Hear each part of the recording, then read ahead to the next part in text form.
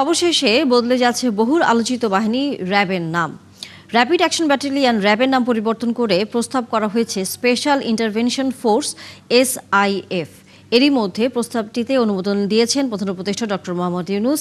সচিবালয়ে আইন শৃঙ্খলা সংক্রান্ত বৈঠক শেষে এসব তথ্য জানান স্বরাষ্ট্র উপদেষ্টা জাহাঙ্গীর আলম চৌধুরী। একই সাথে র্যাবের পোশাক ও কার্যক্রম নতুন করে শুরু হবে বলেও জানান তিনি।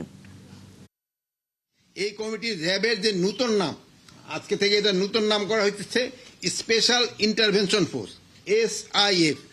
এটা সুপারিশ করেছে এবং মাননীয় প্রধান উপদেষ্টা এটা অনুমোদন দিয়েছে। এটার সাথে পোশাকও পরিবর্তন হচ্ছে, পোশাক অলরেডি পরিবর্তন করে আপনাও কিন্তু একবার দেখানো হয়েছিল। ওই পোশাকগুলি বানানো শুরু হয়েছে, হয়তো এই সপ্তাহে আপনি দেখবেন যে ডিজি হয়তো ওই পোশাকও গায়ে দেওয়া হয়েছে। দর্শকের বেশি বিস্তারিত জানবো আমাদের সহকর্মী শারমিনীরা যুক্ত হচ্ছেন সচিবালয় থেকে। নীরা, স্বরাষ্ট্র উপদেষ্টা এ বিষয়ে আর কি বক্তব্য দিয়েছেন এবং কবে থেকে এই নতুন নামে এবং একই সাথে নতুন পোশাকে কার্যক্রমে নামবে এই ফোর্সটি?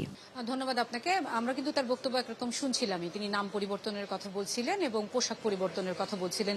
সুনির্দিষ্ট করে দিনক্ষণ না বললেও আমরা যেটা ধারণা করতে পারি, যেহেতু এবার নির্বাচনকে, ত্রয়োদশ জাতীয় সংসদ নির্বাচনকে কেন্দ্র করে অনেক বেশি তৎপরতা সরকার দেখাচ্ছে বা সরকার বলছে যে তাদের সশস্ত্র বাহিনী, সবগুলো বাহিনী, আইন শৃঙ্খলা রক্ষাকারী বাহিনী বেশ তৎপর থাকবে। সুতরাং ধারণা করতে পারি যে ইলেকশনেই হয়তোবা কার্যক্রম পরিচালিত হতে পারে। কারণ গেল বছর ফেব্রুয়ারিতেই কিন্তু পোশাকের বিষয়টি একরকম ট্রায়াল হয়েছিল, অর্থাৎ 1 বছর আগে।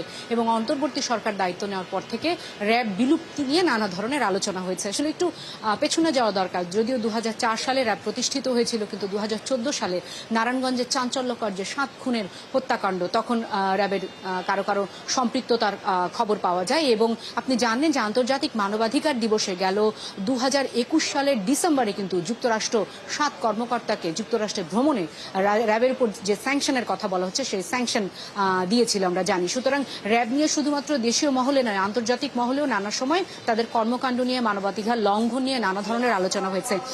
2024-এর 5 আগস্ট অন্তর্বর্তী সরকার দায়িত্ব নেওয়ার পরে এটি আসলে আরো বেশি সামনে আসে। আপনি জানেন যে পুলিশের পোশাক পরিবর্তন হয়েছে, আনসারের পোশাক পরিবর্তন হয়েছে, একই সাথে র্যাবের পোশাক পরিবর্তনের বিষয়টিও এসেছিল। তারপর থেকে আমরা ধারণা করছিলাম সম্ভবত এই সরকার তার দায়িত্ব থাকা অবস্থায় র্যাবের নামও পরিবর্তন করলো, যেটি আসলে করতে যাচ্ছিল, যেটি আজকে আসলে ফাইনালি প্রধান উপদেষ্টা অনুমোদন দিলেন। একটু বলে রাখা ভালো যে র্যাবের বিষয়ের পাশাপাশি স্বভাবতই যেহেতু নির্বাচনের খুব কম সময় বাকি আছে, সেই বিষয়গুলি সামনে এসেছে, আইন শৃঙ্খলা পরিস্থিতি। তিনি যেটি বলেছেন যে ক্রেডিবল ইলেকশন আসলে হবে, একেবারেই সরকার সেভাবেই কাজ চালিয়ে যাচ্ছে এবং সেই প্রস্তুতি নিয়েই আসলে আগাচ্ছে। যদিও টিআইবি গতকাল বলেছে যে মবের একটি ভয় রয়েছে, এই আশঙ্কাকে একেবারেই উড়িয়ে দিয়েছেন স্বরাষ্ট্র উপদেষ্টা। পাশাপাশি আরেকটু বলে রাখা ভালো যে আজকে এখানে সেনাবাহিনীর, অর্থাৎ সশস্ত্র বাহিনীর সদস্যরা ছিলেন। তারা যে তথ্য দিয়েছে, আপনি জানেন যে 5 আগস্টের পরে অনেক অস্ত্র লুট হয়েছে। এখন পর্যন্ত সেনাবাহিনীর একক প্রচেষ্টায় 7,700-এরও বেশি কিন্তু অস্ত্র উদ্ধার হয়েছে।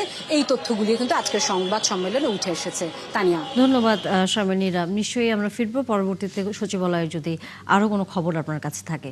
দর্শক, আমাদের সহকর্মী শারমিনীরা ছিলেন সচিবালয় থেকে।